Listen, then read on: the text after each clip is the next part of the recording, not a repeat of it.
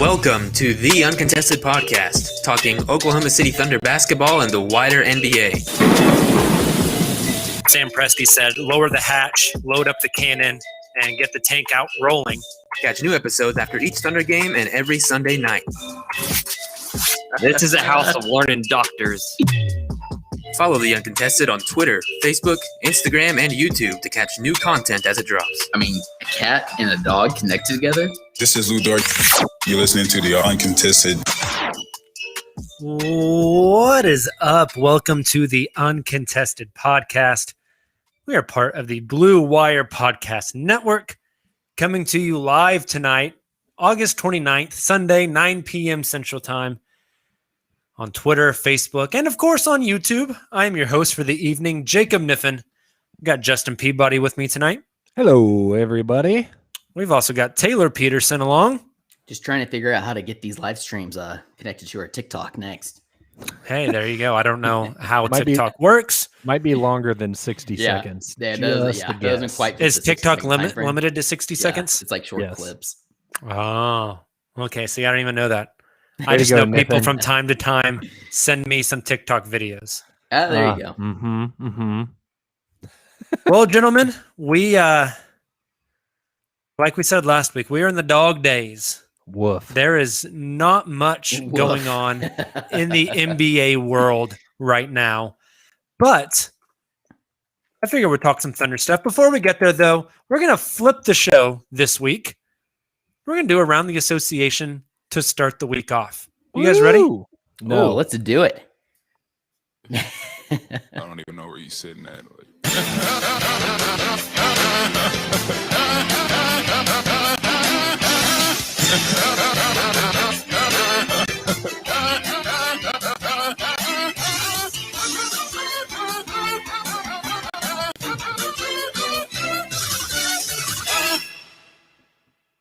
All right, gentlemen. So we did get some transactional news from the NBA this week that I figured we could chat about a little bit. First one, Lauri Markkanen, the man, the myth, the finisher, finally has found a team. He goes to the Cleveland Cavaliers in a 3-team sign and trade. The Cavs receive Lauri Markkanen. The Bulls receive Derrick Jones Jr., a future first-round pick, a future second-round pick. The Portland Trailblazers get Larry Nance Jr. Justin, who is the winner of this 3-team late August sign and trade? The Bulls, maybe? Okay. The reason I say the Bulls is anytime you have a team situation where the relationship is, irreparable. Like Markkanen wanted out. There's no getting him back. Anytime you can turn that into anything of value, I think is a positive, because so often you lose all your leverage in those situations.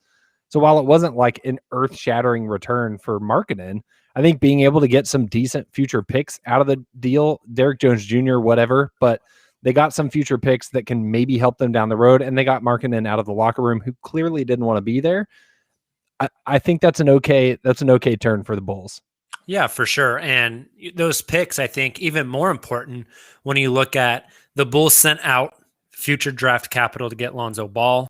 The Bulls sent out future draft capital to bring in Nikola Vucevic last season, or as my man Kendrick Perkins would say, Babusevic last season.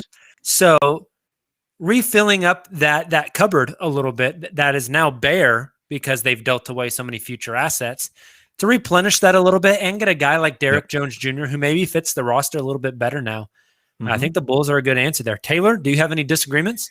Not really. I think I was kind of the unpopular opinion, or held the unpopular opinion based off what I was seeing on Twitter and social media. I actually kind of liked it for all 3 teams. One team I still liked it less for than the others, which we'll get into. But I'm exactly with Justin and you, Jacob, that I think, even just you think about Markkanen, obviously a talent, or a player that shows talent, but just has never really been able to put together, hasn't been able to take those leaps in development that I think the Bulls really hope to see from him.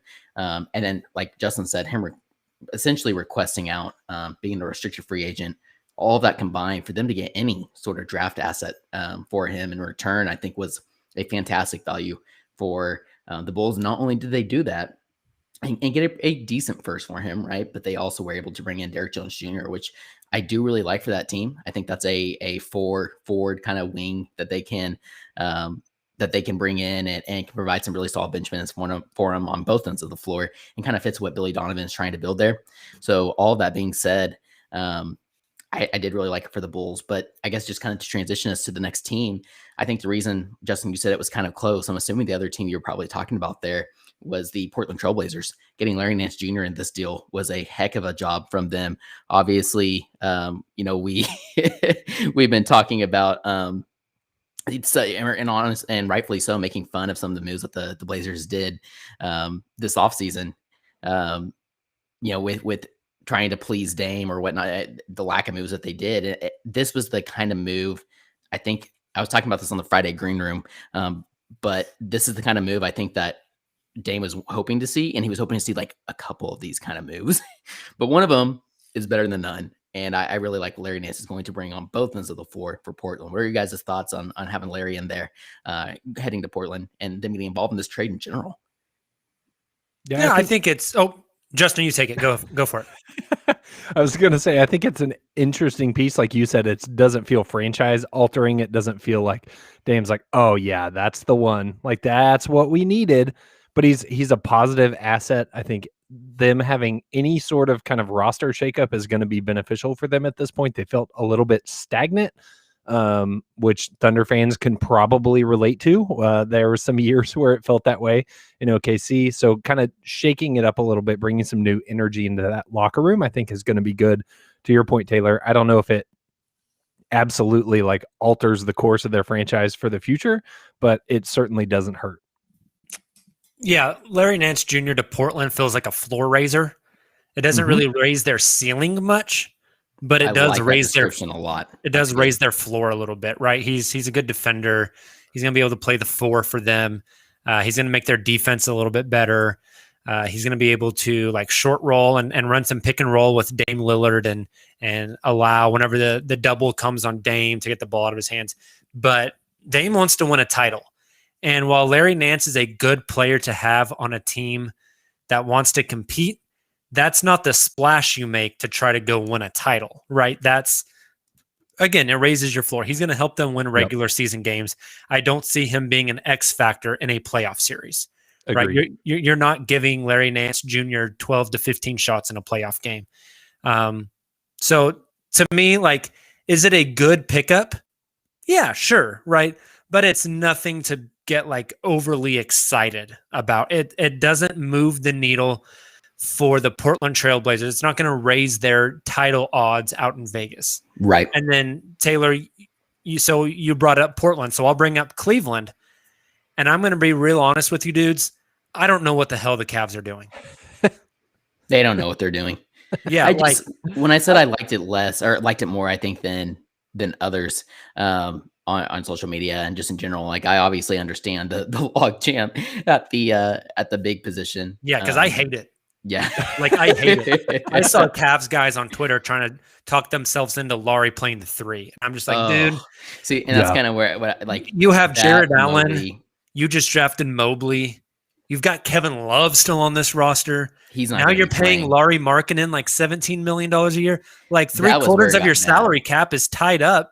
Yep. To guys that can strictly like only play the 4 and the 5. Not even all stars, exactly. I guess you can put Laurie at the 3 if you want to get effing cooked all game. Like yeah, definitely doesn't make a lot of sense to me. I don't like it at all. Doesn't seem like good news. It feels like they made a move to make a move. Yeah. Yeah, that's fair. It doesn't seem like good news for Kevin Love. I feel like he's the odd man out of all those guys just named. And so I wonder what his future looks like. Like when's the Kevin Love wash bomb coming through? But apparently he doesn't want to be bought out. Right. Well, yeah, I think he doesn't want to give up a lot of money in a buyout is really what it is. But let me ask you guys this. As far as the Portland fit, would you have rather have had Kevin Love in Portland or Larry Nance Jr.?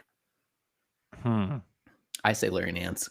I really do. I like that versatility more. And at this point in I Kevin Love's career, I don't think Kevin's a bad fit out there. Yeah. I agree. But does he move the championship odds more than Larry Nance? I don't think he does. No. Yep. Both just floor raisers at this point, I think. And don't Kevin really Love understand ended- what the Cavs are doing. And Kobe Altman, might be on the hot seat. This might be his last year as the True. Cavs GM. Desperation makes folks do stuff. Got to make a splash to save your job. Just a bad situation for the team, for the roster, for the GM. I don't like it at all. It's interesting, especially the GM at that position. I hate the contract. Like, I'm surprised that they paid Larry that much if that was the deal that was on the table. And shoot, I don't blame Larry for saying, yeah, I'm cool with that trade. I'll sign that offer sheet because he's getting paid. Exactly, yeah. I'll take the cash. Yeah, Right. So, yeah, I'm not a big fan of it. So, any other league-wide stuff from this week that you guys want to talk about? I don't really think so. Like you said, that about explains where the NBA is right now, folks. Exactly. That's where we're at. Hey, not really around the association, but I guess around the basketball world. Did you guys see what the U.S. junior girls team did? Yes. They beat Costa Rica like 124-12. Oh, wow. Yes. Well, that was the score, wasn't it, Justin? 124, 123-12. Yeah, that feels right. It's something in that range. I feel so bad for those Costa Rican girls. Unspeakable. Like, I legitimately feel bad for them. Can you imagine they just might go that home ass not play beating for 4 quarters ever again? Oh, no, man. The worst game I ever played in was a 45-point beating at the hands of Edmond Santa Fe. So I can only assume what it would feel like to double that. We got beat by Team Texas one time. There was NBA prospects on that team, and I don't even remember who they were. But yeah, we got beat by probably about 50. Yeah. Well, it wasn't 110, so it's no kidding. Freaking insane. No kidding. Insane. All right, well, let's get to some Thunder talk, gentlemen. So Taylor and I recorded an absolutely awesome Green Room pod, yes, on Wednesday night. It was a lot of fun, great content. We fired off some hot takes. Oh, yeah, we made some bold predictions. They were too hot, apparently. Apparently they were too hot. Yeah, and Green Room didn't let us. It's lost in the ether forever. It's too hot for TV. Yes. What's going to happen is I'll probably get it like Tuesday. Months from now. Yeah, maybe we'll just upload it for the Wednesday pod this next Wednesday. Yeah, if we got it, that would be fine. Yeah. So we never got the recording, and that sucks. So we're sorry we didn't get you guys a midweek pod. We were also super busy after that and just had no ability to record another podcast. But speaking of, our Wednesday night show will now just be live streamed here, where we live stream our Sunday night shows. We're going to be going live Wednesday, either 8 or 9 p.m. We'll tweet out the link. You guys can come and join us on YouTube, Twitter, Facebook, as we will not be recording on Green Room anymore. Although if you did enjoy the Monday and Friday Green Room Hangouts, we're thinking about transferring those over just to Twitter Spaces, so you guys can come hang out with us just right there in your Twitter app. It's going to make it a lot more convenient. So we hope you will join us there. So make sure also on Wednesday night you join us right here on YouTube, Twitter, and Facebook for another live streamed show. It will not be on the Green Room app. So since Taylor and I lost our episode on Wednesday, we're going to do a similar episode tonight, gentlemen.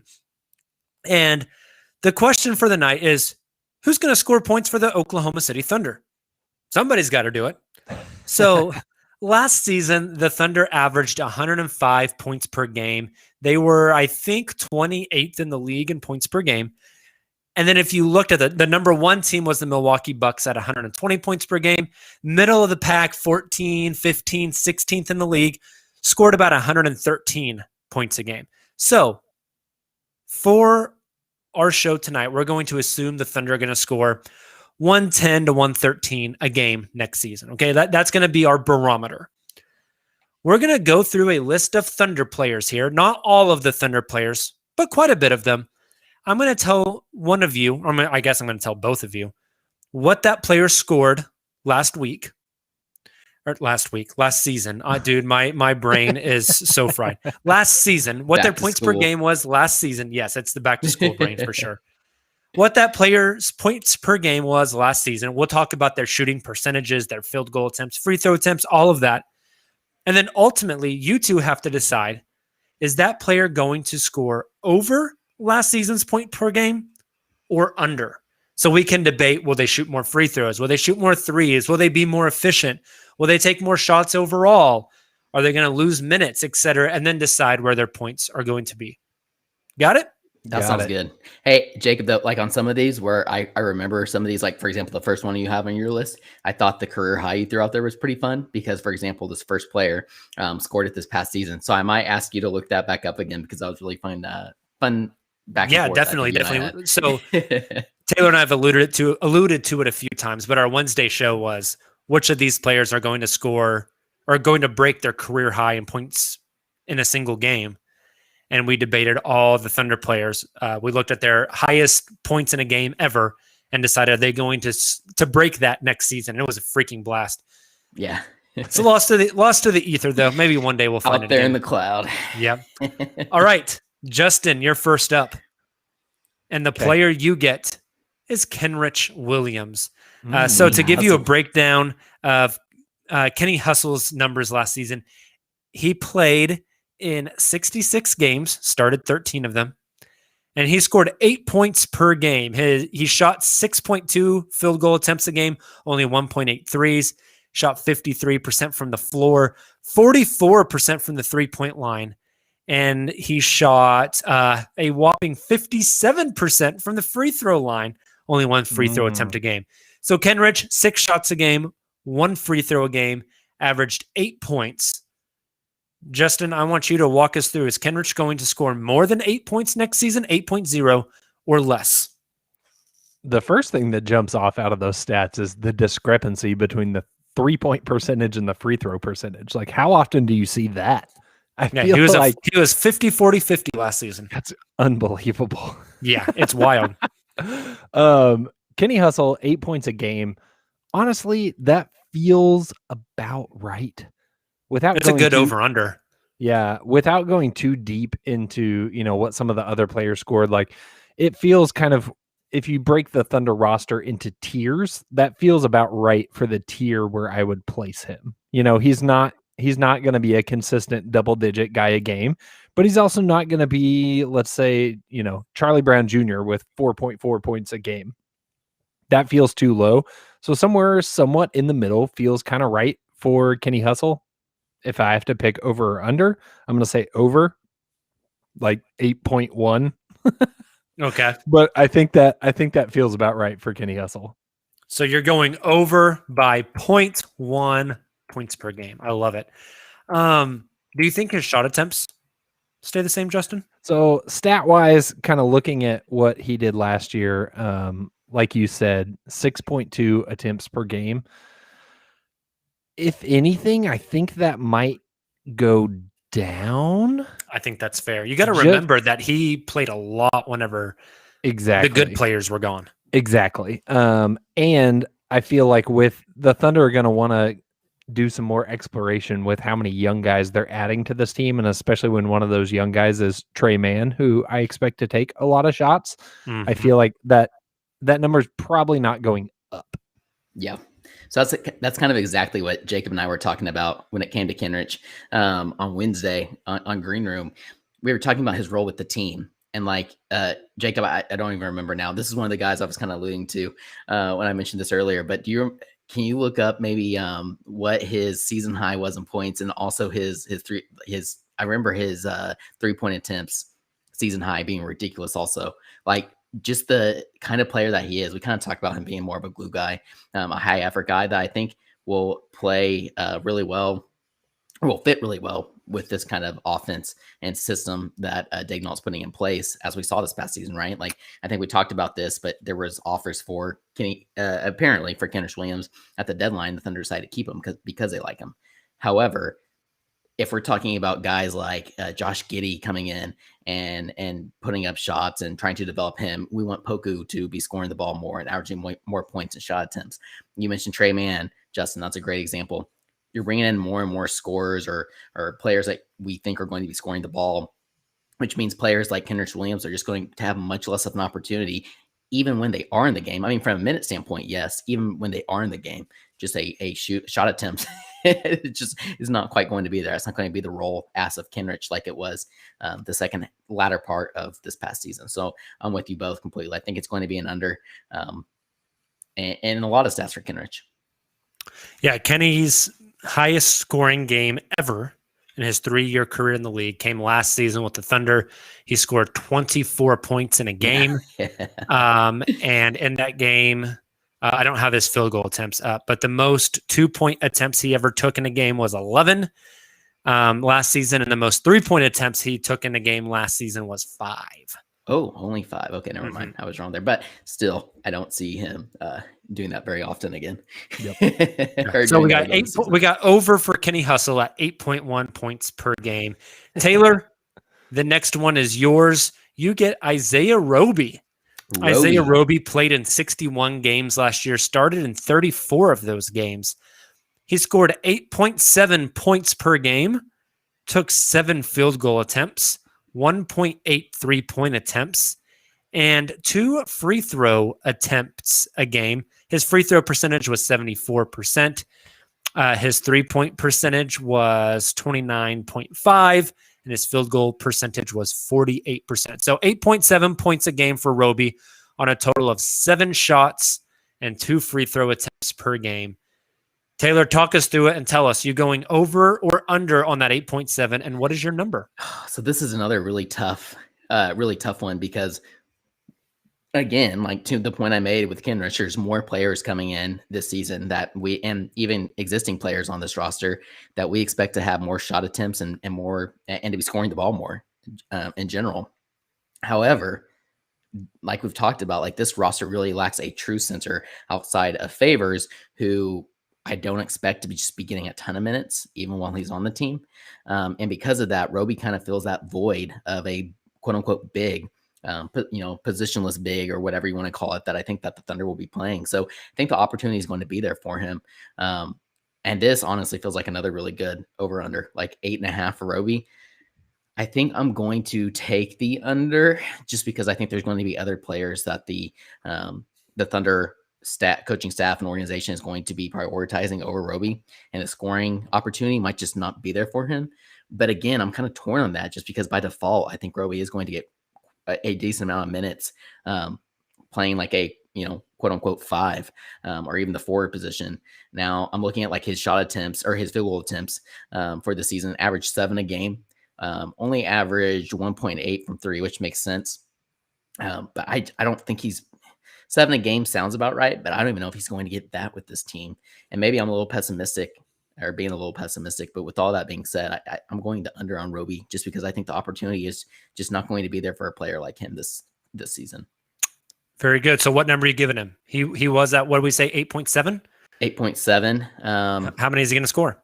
I bet he'll be I think he'll be a point less per game probably next season. So 7.7? Like 7.5 if we want to, round numbers. We'll go 7.7. That sounds fair. Taylor, I think this is good. I would have gone the under as well here. Something I don't think we've talked about a lot. I haven't heard a lot of Thunder folks talk about a lot. I think Jeremiah Robinson Earl is going to take a lot of Isaiah Roby's possessions. That's a good point. Good point. Right. And how old is Roby? Let's find this out. He was 22 last season. He'll be 23 this season. So JRE actually not that much younger than him, but a much longer runway. Mm-hmm. I just think you're going to see the role that Isaiah Roby played last year and some of those minutes. I think you're going to see JRE start to steal some of those. I think JRE is basically just the Thunder are hoping that JRE is going to be the better version of Roby. And I wouldn't be surprised if you see Roby get traded at some point next season.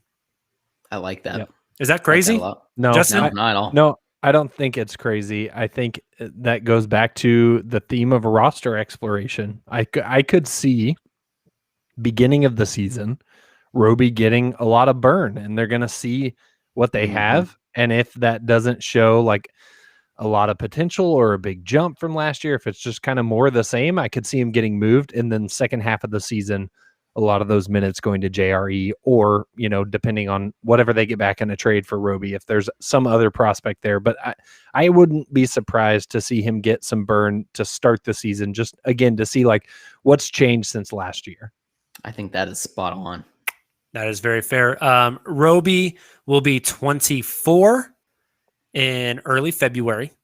So he's approaching 24. Old man. So old. God, and hit for as far as his contract, He is only under contract with the Thunder for one more year at $1.9 million. That is a non-guarantee. Sorry, it's a team option. There's a team option on it. I'm not sure how much that option is for, but it is a team option. So this could be a make it.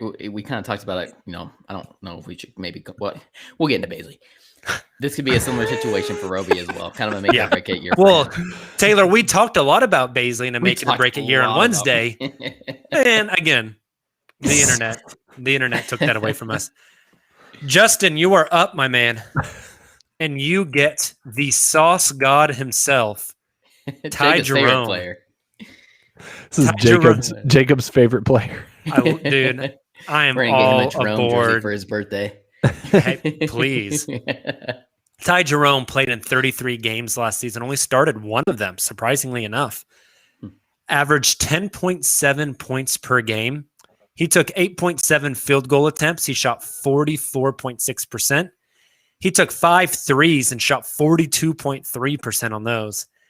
And he only took 1 free throw attempt a game. He shot 76.5% on those. So 10.7 points per game for Ty on 8.7 field goal attempts and 1 free throw attempt. And again, the big number there is the nearly 43% from 3 on 5 attempts a game. Justin, talk us through it. Where's Ty ending up at?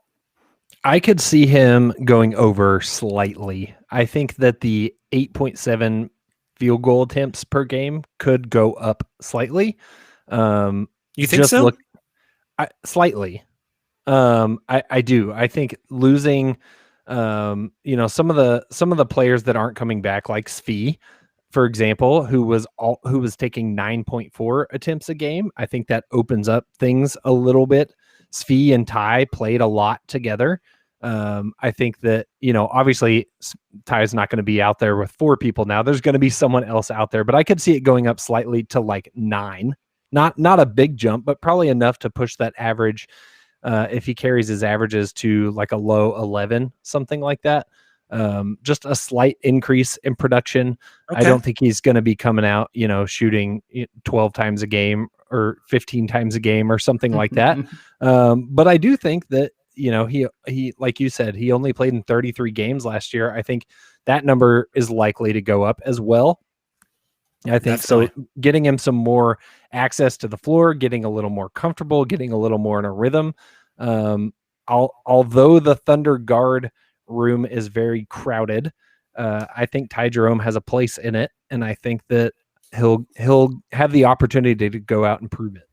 Nice. So I was going to mention that, Justin, is that the reason I was kind of questioning you there. We know the Thunder at guard is stacked, and is there going to be enough minutes for all these guys? Another thing Taylor and I talked about on Wednesday, we're just going to reminisce because we're pissed. Ty is 6'5". Yep. Yeah. If you want to play him a little at the 3, you could. But Justin, this brings up a very fun question that I want you to answer. So first off, you said you're taking over. Ty's going to score more than 10.7 points per game. You put it at the low 11. So you just want to put it at 11 even? I'm just going to take, whatever, just add 0.1 to everybody. That's what I'm going to do all night. Cheating bastard. I'm going to Ted Lasso this thing. I believe in everybody. And you're not allowed we're to. all going to get better. You 11 even. We're all going to get 1% better. Here's my question for you, Justin. Yes. Ty Jerome in his 33 games played, 23.9 minutes. Teo Maladone, 27.4 minutes.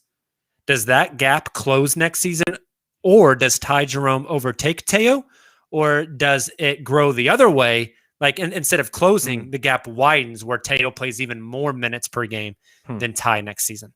That's interesting. I think it might grow slightly. Oh, wow. I think it might grow slightly because of Teo being 19. Like I could see Teo being the, de facto number 1 backup point guard. There's so many guards that rotation's not going to be that clean. The guys are going to be playing together. It's not going to be A team, B team type situation. But if you were to define it that way, I feel like that's Teo's role. Like he is the number 1 backup point guard, however you want to define that. And so I think I could see it growing slightly. Okay. I agree.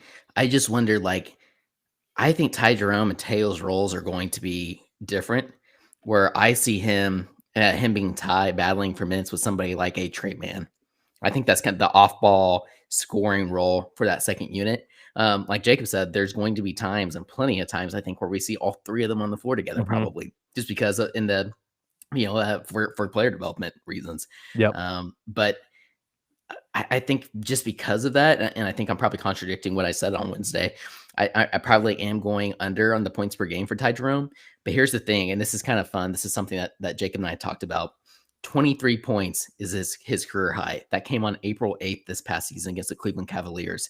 He was 9 of 16 from the floor, 5 of 9 from three. Only shot 9 times from outside, which was kind of interesting. I thought I shot more than that. I don't know about you guys, but I think he's going to shatter that out of the way. Like, I would not be surprised if we see like a handful of 30-point games from Ty, and maybe that I would love it just based off averages, right? Like, man, the kid can shoot the piss out of the ball, man. Exactly. Yep. Exactly. Second highest 3-point percentage on the team last year. Yeah. And so, I mean, you guys are kind of talking about it here, but I could see lineups with Teo, Ty, and Trey, the triple T. We're on to something there already as far as a T-shirt. I mean, wrestling had a Triple H. The Thunder have the triple T. But yes. I could see all three of those. I mean, 6'3", 6'4", 6'5". Basketball Reference has Teo at 6'4", 175. That's crazy. He's no longer 175. That man weighs much more now. That's a big dude. Much more. He's got to be closer to like 190 at this point. So I could see all three of those guys playing together on bench lineups from time to time. So for sure. All right. So we have Ty Jerome scoring a little bit over at 11.0 points per game next season. Taylor, you lucked out, my man. Yes. You lucked out. I have to remember the hot takes, and I can't remember the hot takes. They'll come back to me. They'll come back to me. All right. I've got thoughts. I'll voice them after Taylor gets his time to shine here. Alexei Pokashevsky. Pokashevsky. Okay, I like how I said that. Alexei Pokashevsky. Unacceptable. Yeah, I'm sorry. Or as our friend Shaq likes to call him, Alexei Pokashevsky. 45 games last season for the Thunder, 28 starts, scored 8.2 points per game. He shot 9.1 field goal attempts, only 34% from the field. He shot 4.6 3-point attempts, only 28% from three. He shot 0.9 free throw attempts a game. He was 74% from the free throw line. So 8.2 points a game on 9.1 shots and 1 free throw attempt. Taylor, talk us through Poku and if that number is going up or down. Oh, he's shattering that number. We're talking Poku could be flirting with like 15 points per game by the end of this season. Ooh, so I'm almost trying to get double. as hot as I can. Spicy. My hot takes from that. Here's the thing with Poku is I think he is going to be featured much more this upcoming season within the offense. I want to see those shot attempts go up, which is kind of tough. Like we said, based off some of these other young players that the Thunder are bringing in. Even then, I want to see Poku be aggressive. I want to see those shot attempts continue to go up because we need it. This is kind of the year for Poku in terms of trying to maybe see what his ceiling actually is. I think this is the season we kind of find out, is he more of like a role player? Is he more of like a Gallo, for example? Danilo Gallinari in terms of the NBA, or is he going to be like this NBA unicorn where the ceiling is the sky's the limit, right? For lack of He's the 7-foot Luka. You hit it, heard it here first. Yeah, that's right. That's right. So seriously, I do want to see the Thunder run more offense through him, not even just from a scoring standpoint, but even just, some pick and rolls, pick and pops, even some, just letting him facilitate some. And so just based off that, I think he's going to have so much more of an opportunity that we're going to see that scoring go up. I think he has improved his strength. That's obviously going to be the biggest weakness for him. I'm trying to think back to Wednesday. I think I was talking about his shooting motion just in general, right? Like that shot was very flat. His release was like way out in front of him, or just like directly in front of him. I want to see that release much higher. And by doing so, I think I kind of compared it to, again, another hot take, Kevin Durant, in the sense that that length that he has. And if you have a high enough release, there's not a single defender in the NBA that can come out and contest your shot, right? So if he can get that shot above his head, I think I got Smart Guy NBA on Wednesday as well, and was talking about hip flexibility. right? I think for Poku, a lot of that really is getting those hips lower, getting a little more legs into the shot. And then again, getting that release higher is going to be huge for him from a shooting standpoint. I think it's going to help his scoring ability. I think he's going to improve there. He's going to be stronger. So yeah, I'm gonna take the over on all of those. I think we were talking about like his career high that he had his rookie season. He'll crush that also. Yeah, Very high on Poku. So 8.2 points per game last season for Poku. You're taking the over. You said quite a bit. Where are you putting it at? Realistically, I think it'll probably be somewhere like around 13 points per game. I like it. I think that's a good number. That's what I was going to say. If you were sticking with 15, I was going to take somewhere in that range. We're talking most improved at that point for Poku. For reference, Shea scored 11 his rookie year, and then his next year he scored 19, and the following year he scored 24. So I think 8.2 up to 13. I think that's a realistic jump. I think Poku's percentages will be much better next season. Yep. Yes. I could also see those shot attempts going up as well. I think 13 points per game. I don't know. Like, you think of how averages work, right? Like, I personally believe that we're going to have over 3 games next season. If you put the over under at 3.5 on how many 30 pieces Poku has next year, I'm taking the over, which is going to mean he's going to have some stinkers too. So I don't know. 13 seems like good growth for a kid that young. For reference, 13 on last year's team would have been 5th best, right behind Darius Baisley at 11. Oh, wow. Or at 13.7. So he would have been right above Hami, George Hill, Ty Jerome, and right behind Darius Baisley. So my 15 might have been too far off. Like, that's kind of the point of this exercise. Like, somebody's going to have to score the ball this season. Right. You don't have like Horford chipping in for, a solid 12. George Hill's not there to start the season. Yep. I don't know. That's interesting. Yeah, no Hami, right? No Hami, no Svi. We're looking at guys like Lou, no Moses Shea, Brown, Baisley, like bucket. Noel Horford. Yeah, right. So there's going to be opportunities for guys like Giddey and Man, which we'll get into, step and take those roles. But definitely super high on Poku. Jacob, we had there was a burning take about Poku, and I just can't remember it. I'm really sad now. I fired off a lot of Poku stuff on Wednesday.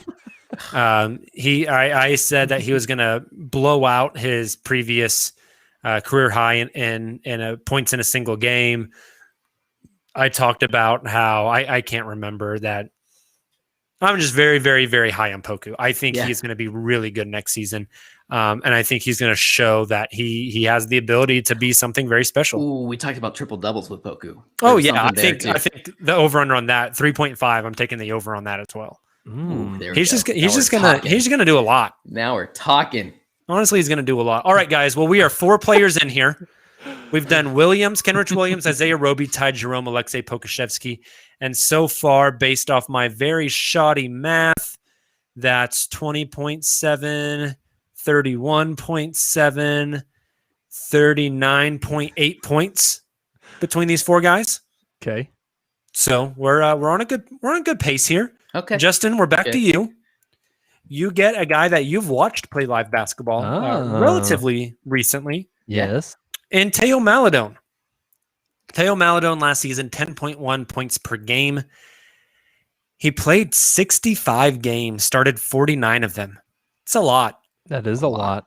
9.4 field goal attempts. He only shot 37% from the field. He shot 33.5% from 3, 4.8 attempts from 3. He didn't reach the number you thought he would get to, Justin. That's why you sing the French national anthem live on our podcast. He took 2 free throw attempts a game at 75%. So 10.1 points per game for Teo on 9.4 field goal attempts and 2 free throws. Is he scoring over or under 10.1 next season?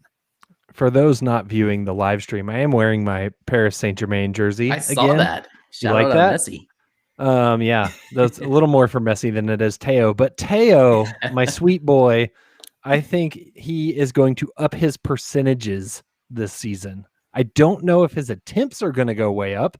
I feel like 9.4 attempts is a pretty good spot for him, but I don't think that he'll have another year shooting 37%. And I don't know if I'm going to make another bet on it, but I don't think he'll shoot 33.5% from three this year either. I expect both of those percentages to go up. He looked more comfortable in summer league. He looked more aggressive, but I think a lot of that had more to do with it being summer league and him being like the only person that had played in real NBA action. I expect him to have some growth to his game this year, but I think a lot of it will come through shooting percentages, being more comfortable in the NBA, having all those games, experience 65 games, like you mentioned, 65 out of the 72 they played last season is a good jump for a 19-year-old. So I expect him to be more comfortable, to shoot a little bit better, enough to, let's take him up to 11. Yeah. From 10.1 to 11. So you kind of hit exactly, I think, what Jacob and I were talking about, in the sense of, I brought those same percentages, Justin, like you said, 36.8% from the field on, I want shot attempts per game, where they go 9.7. 9 Thank you. Like that's pretty high. Pardon, 9. Yeah, and only 33.5% from three. Like that, he was shooting a lot. And again, Teo had led the team in not only games played, but minutes played as well. A lot of that being due to shaving out the latter half of the season. And so I think they are very invested in Teo. We saw that as well, just him playing in summer league and kind of being featured there. And so because of that, I think I'm with you in the sense that he's still going to have opportunity, but he's not going to lead the league or lead the team in minutes or games played. And I think those percentages go up because he's going to be more efficient, more in kind of a role that they envision him going forward, and not so much like out of his comfort zone like he might have been the latter half of last season. I think you're exactly right. I'm going to be the dissenting view here, guys. I think Teo's percentages will be better. This is the direction I thought Justin was going. I think Teo's percentages will be better. I don't think he's going to shoot 37% from the field. I don't think he's going to shoot 33% from three. But I think those field goal attempts are going down. And I think it could be as far as like, not sheer number, but the percentage drop, I think could be fairly significant. Like I could see him going from 9.4 shots a game down to like 7. Yeah. I don't think that would be a stretch at all. Like if it were up to me and I could choose to have Teo take 2 more shots a game or Trey Mann take 2 more shots a game, I'm picking Trey Mann. Yeah. I'm with you. So, I think his role is going to be very different this season. I think, it's going to be very interesting to see. I think Teo is solid. I just don't see a very high ceiling there at all. Justin, you mentioned it earlier. Like you said, his role is very well defined right now as like the number 1 backup point guard. Yep.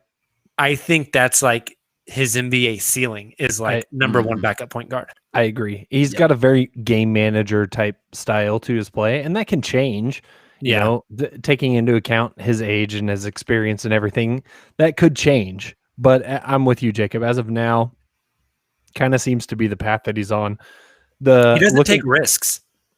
He's unlike your boy Teo or Ty. Yeah, and Poku pulling up from half court. He's a little different in the sense that he's just incredibly conservative. He doesn't take risks. Like if I had to choose, of Trey Mann, we mentioned the triple T earlier. Trey Mann, Teo Maladone, Ty Jerome. Like if one of those guys has to go this season, it's Teo for me, and I don't give it a second thought. Yeah, like he's young, he's solid. I don't see a world where he's much more. I mean, his percentages can get better, but if you were to tell me right now that Teo's career averages are 10 points, 3 rebounds, 3.5 assists, which is what he posted last year, I would 100% believe you. Yeah. I could see that just being his career. I think I take Teo over Ty personally. Because I think that, Ty shows some more fearlessness, but I don't see the super high ceiling with Ty either. He's flashier and he maybe has more highlight plays, but I don't know that he's going to be impacting a team more than he ever do that consistently. Yeah, is what you're getting at. Yeah. I don't see that like star point guard potential in his future. I don't see that like consistent starting guard in the NBA in Ty Jerome's future either. He'll be a spark scorer, right? Like kind of like a microwave scorer. Almost seems to be his NBA ceiling. Yeah, but I think part of that is like what your preference is, and sure. Especially with this Thunder team, like if you were to tell me both Ty Jerome and Teo Maledon for their career are just number one backup point guards on a team, I would believe you. But I would say Ty Jerome is going to be the Lou Williams-esque. I'm going to come in. I'm a bucket. I'm going to light it up. I'm going to score 15, 16 points a game, but maybe I lack in other spots. Whereas Teo Maledon is going to be your more steady hand. I compared him Wednesday night, Justin, on the pod again that we don't have now. But I compared him to, oh my gosh, his name is slipping. Eric Maynor. Maynor. There we go. Yeah. I compared him a lot to Eric Maynor. Just very conservative, slow paced. Yep. Always makes the right read. Never forces anything. And so I think part of it is not that one of those guys is necessarily going to have a higher ceiling or be better than the other. It's just the role they play. I think is going to be very different. I think for me, a big factor is that Teo's 19 and Ty Jerome's 23. And thinking about this team, I think that would play a role for me in terms of like, what else can they show me? I'm going to bet on the 19-year-old. And that's the counterpoint I made to Jacob here a couple nights ago. I said the same thing, and that, well, I personally maybe would rather just see like Ty Jerome unleashed. I think the fact that we saw Teo lead the team in minutes played, again, the huge disclaimer there being the circumstances the Thunder found themselves in the latter half of the season. But I think they're very invested in Teo. I think Summer League kind of reaffirmed that stance for me. And I think even like we might even get frustrated with it, just seeing some of the spotlight that Teo gets this coming year as well.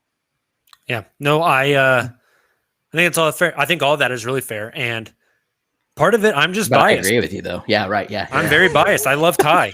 So I'm choosing Ty, right? I do too. That's my guy. So that's kind of like, I think he might not be playing point guard, right? Like he might be playing more of like he'll handle the, we're spending way too much time on Ty. I'm sorry. But anyways, playing some off ball. Yeah. No, that's a good one. I think that brings up a really good debate. And, I also think like our preseason bets this season are going to be spicy, and I'm really excited. I've started a list. Well, you know what? We still haven't paid off last year's. We haven't. I know we're not getting together right now for the Top Shot stuff, but as far as like the food payouts, we at least need to like go take a picture of us getting the food and like Venmo each other or something like. There we go. Making it happen. I like it.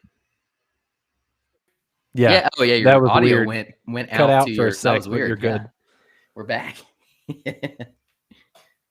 Don't need Restream crapping out on us after Spotify did. We lost Jacob. Okay, so here we go. I am taking over. I'm the captain now, Justin, and I'm going to go ahead and give you the next one here. Oh, he's already back. That my time as host. Your coup has failed. Some technical difficulties. Apologies. You're folks. back. It's Taylor's turn. Ready. Yes. I was ready. I was taking over. I was hosting this thing. Taylor is I am the captain now meme. He literally said that. Did he really? Of course he did. Jacob knows me well. This is a sign that we just podcast too much together, guys. So Taylor, your turn. Yes. Yes. This is going to be a fascinating one to me. Oh. This is where I got spicy on Wednesday. I'm ready. Bring the spice. Lugens Dort. Last season, he played in 52 games, started in 52 games, 14 points per game on 12.3 field goal attempts. His field goal percentage only 39%. He did take 6.3 threes per game last season, shot 34% from the three-point line, 3.2 free throw attempts, and he shot 74% from there. So 14 points, 12.3 total shots per game, 3.2 free throw attempts a game. Where do you got Lou landing at this season, Taylor? So I think there's probably a lot of people that would disagree with me on this. I think that 14 points per game is a pretty solid over-under. I think it's really close. I think it's really close. And here's the thing is like, he's not going to have as much of a scoring role on this team, right? Like we said, that they're bringing in there's already so many guards. A lot of those guards are going to be expected to score and shoot the basketball. I mentioned earlier Poku maybe having a bigger role this upcoming season, and that including him scoring the ball more. So like taking all that into consideration, like I don't see him maybe getting the opportunities that he had like he did in the latter half of the season, where we saw him go for 42 points against the Jazz. We saw him string together like 3 games of like almost 30 plus right there. Took like 24, 25 shot attempts in a game. Those attempts are going to go down. But here's the thing. I see those percentages staying up, and even if he's shooting the ball less. And so because of that, 38% from the field, only 34.3% from 3. I think he's going to be more efficient there. I really do. And so I really like that 14 points per game for him. I think we're going to see a little more defined role for Lou, but I think he's still going to score the ball at a more efficient rate from outside particularly, but also being able to create for his teammates. I'm really excited to see the growth of Lou. So you going over, under, or are you pushing it? Oh, I want to push it. I like 14.0. Hey, this Taylor hit the nail on the head, Justin, for me. I think the exact same. I think 14 points per game for Lou next season is solid, but I see that 12.3 field goal attempts a game coming down.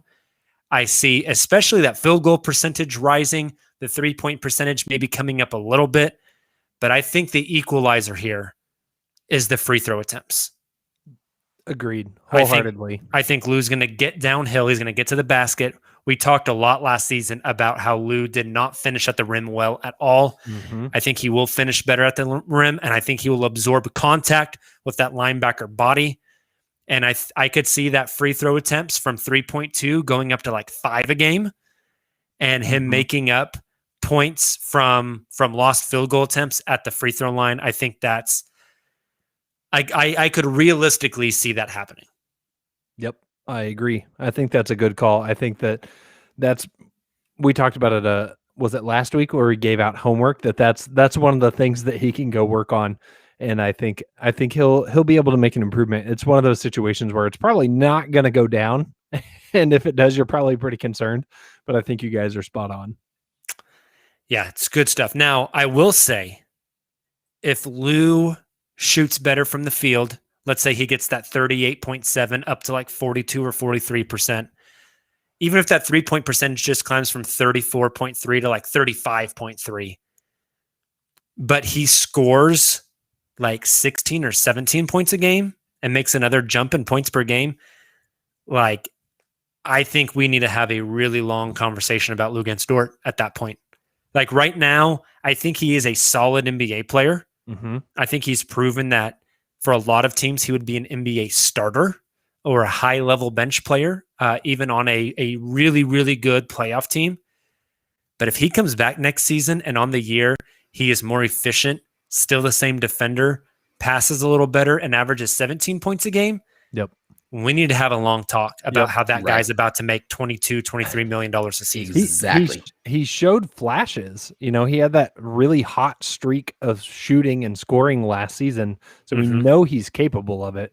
Like you said, it's just, can he do that consistently? And if so, then he's... And in a more defined role too, because you also don't want Lou like, again, early in his development, it's great to have like a game 7 like he did against the Rockets 2 seasons ago, and to have like that stretch of games like he did in the second half. I believe it was April when he strung together like 26 points, like 28 points, 34 points, or whatever it was. But can he do that in a more defined role within the offense? And I think he's going to be able to. But again, like with Dort, I'm as irrationally high on him and excited about him as Jacob is, Ty, maybe even more so. I think he's going to have, and I think the organization values him. They're going to have the opportunity because they have pretty clean books moving forward, where they're going to be able to pay him that kind of contract. And where Nick's saying like maybe you get value for him before he gets maybe to the point where he's quote unquote overpaid. I don't think that's going to be the case with Lou, just based off the continued leaps that he's going to take. And so therefore I think the Thunder will lock him up at a favorable contract that he'll like. Sorry, favorable for him. Yeah. 12.3 field goal attempts for Lou last season. If I place the over under at 11.1 for next season, you guys going over or under? I'm going to go over because I think, especially early on in the season, especially with a lot of the youth that they are bringing in, like Giddy and Trey Mann, like some of these guys that might be a little more comfortable scoring later on in the season, I think Lou's going to be taking a lot of the offensive load early on. Excuse me. So I think that's I'm taking the over, still probably under 12, but I think right around 11 points per game is pretty accurate based off what he'll be doing early on this season, first half of the season. I think I'm going under. I think his field goal attempts go down. And I think a lot of that has to do with SGA's change in playing time this season. He spent a lot of time as kind of the primary guy on offense, which I don't think will be his role very often this year. I think that he kind of over-indexed when Shea was out of kind of carrying the load, especially early on. Like early on in SGA's injury time period, Lou kind of stepped up and took that load. And I don't see that being the same type of situation this season. So if I had to bet, I'd go slightly under. So not to derail us, and Jake, if you want to say this exercise for once we get through this list of players, we can. But I'm looking at the total field goal attempts per game because Justin Brent brought up a really good point there. 88 exactly field goal attempts per game for the Thunder this past season. So if we're talking about Lou having, let's say 11, we're talking about Poku having maybe let's say 13 or 14 for him. And Shea having 18? Mm-hmm. That right there would put us at about half of those attempts per game, a little under. Something's got to give, right? Yeah. Something's definitely got to give. It's an interesting dilemma that I'm fascinated to see how it's going to play out. Yep. So, all right, gentlemen, we have two more left. Unfortunately, we can't do Giddy, Man, and JRE on this because they didn't play in the league last season. So we can't really give a look at their last season production. So we're not going to set expectations for the Rooks. Taylor just did Lou. So Justin is up with Darius Bazley. Ooh. Okay. This is I say this a lot. This is an interesting one because we saw how much Baze's, what's the word I'm looking for here? Like his possessions, his usage. That's what I'm looking for. How much his usage went up whenever Shea left with the plantar fasciitis last season. So Bazley started in 55 games last season, scored 13.7 points per game. He took 12.5 field goal attempts, shot 40% from the field, took 5.2 threes, only shot 29% on those. Shot 3.2 free throw attempts and shot 70% on those. So 13.7 points on 12.5 field goals and 3 free throws. Justin, what say you? What's going to happen with Darius Bazley? So I want to give two more stats in context of the rest of the roster. Okay. The only people who shot more attempts per game than Darius Bazley last season was Shai Gilgeous-Alexander and Al Horford. Wow. The only people with a lower effective field goal percentage last season, he was pretty much tied with Theo Maledon. But the only people lower is Justin Robinson, Poku, Charlie Brown Jr., and Josh Hall.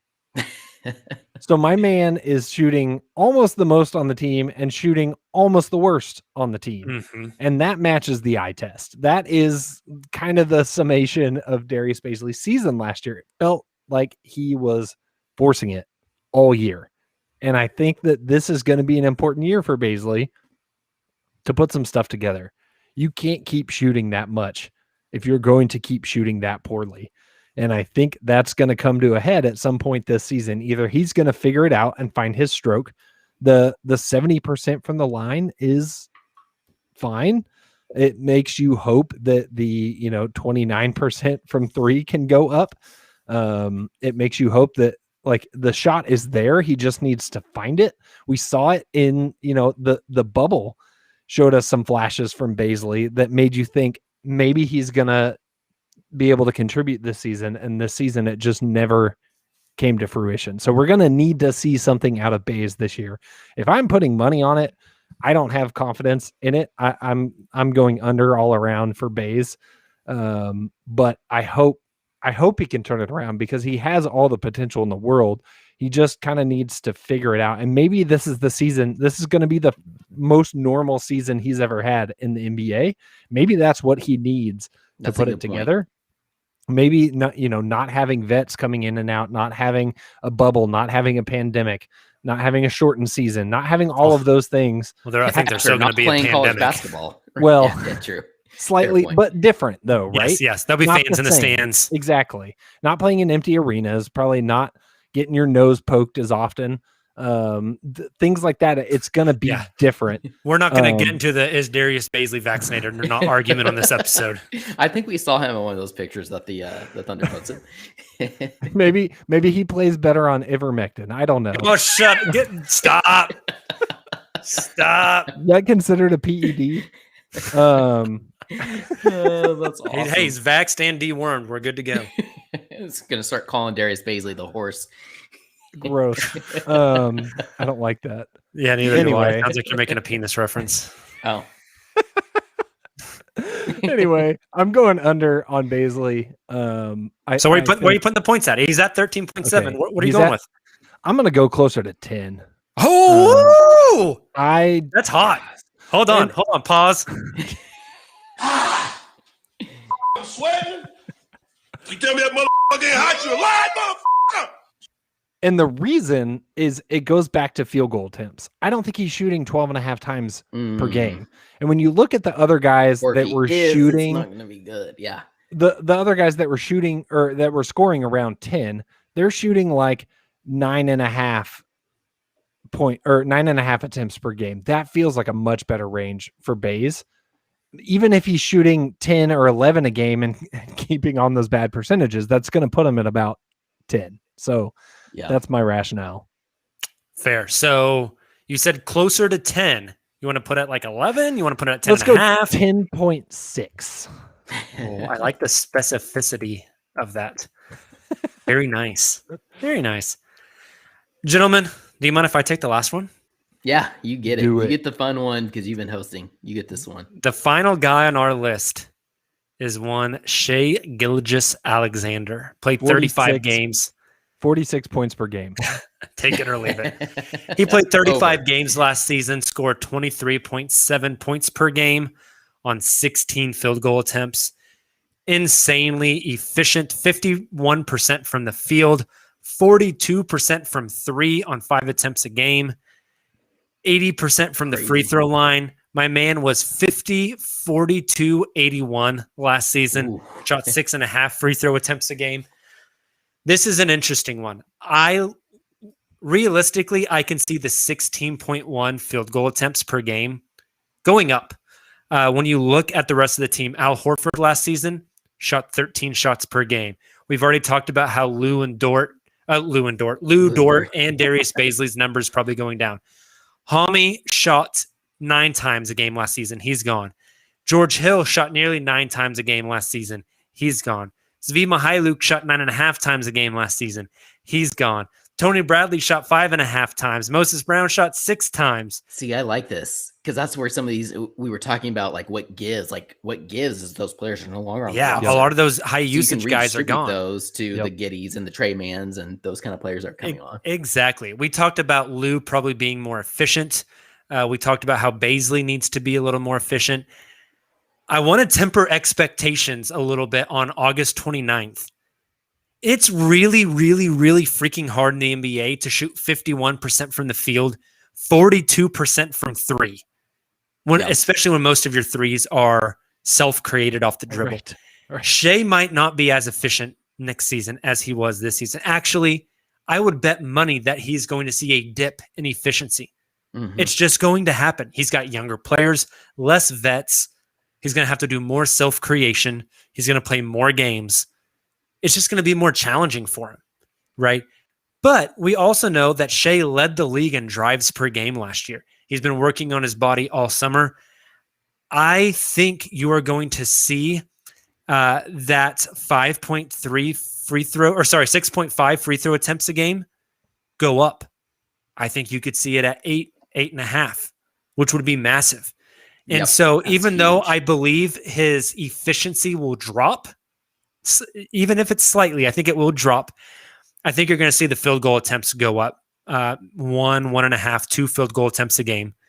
I think you're going to see the free throw attempts go up. I think 1.5 free throw attempts more per game is realistic.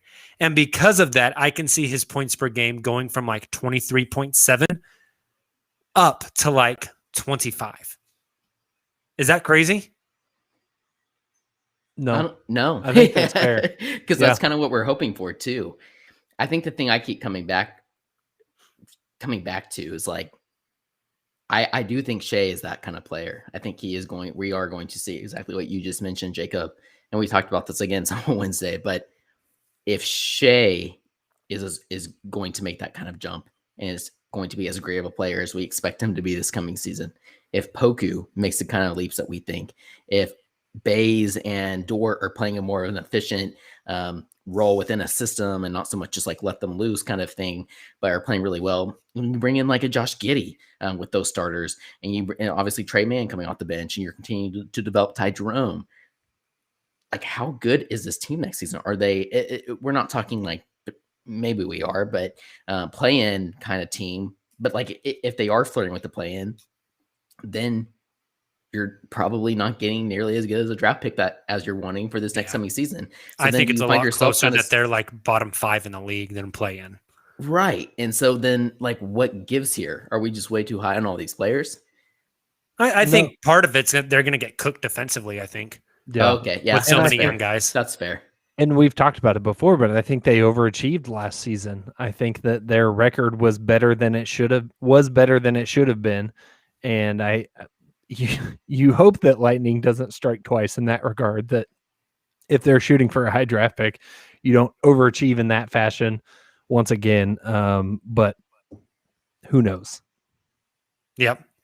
We will see. A fun stat here.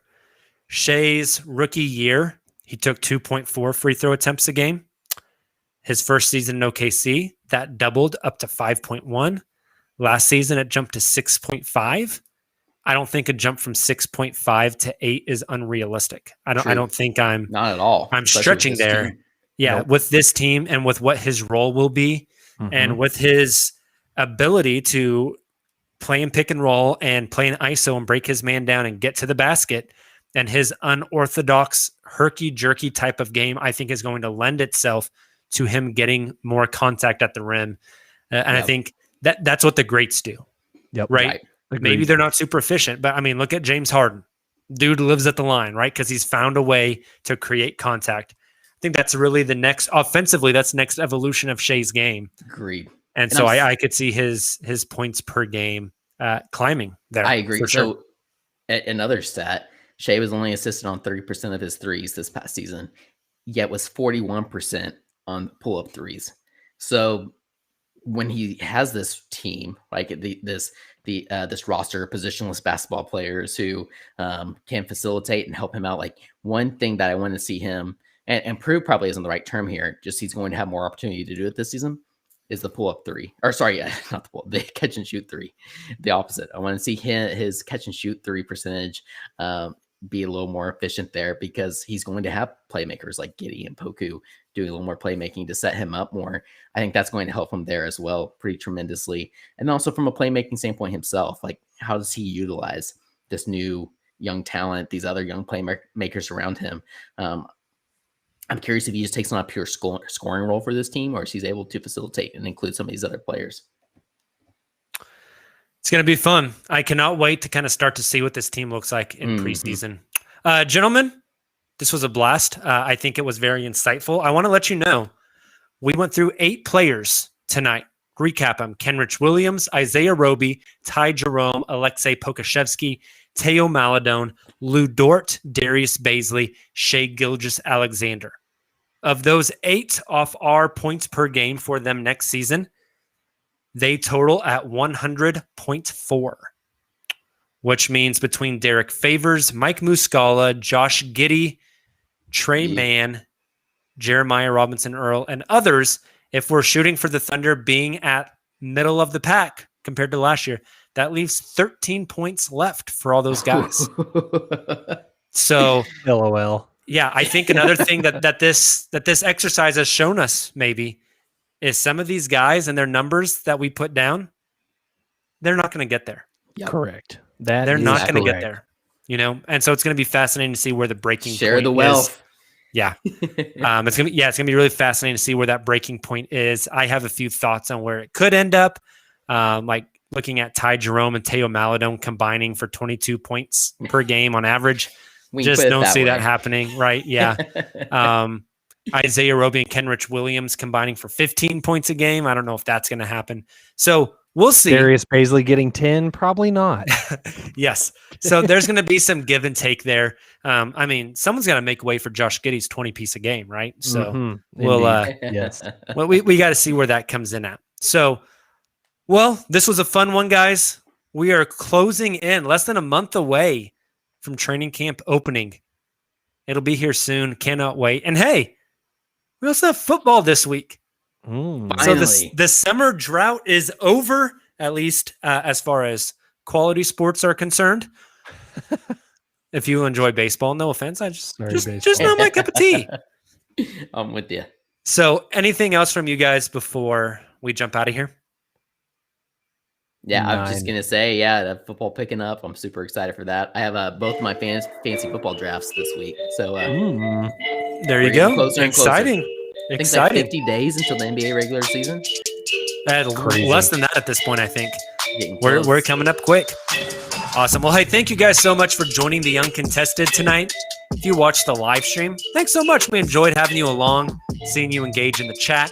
If you listen to the podcast version of this, thanks so much. Drop a 5-star rating if you enjoyed what you heard. Hit that subscribe button.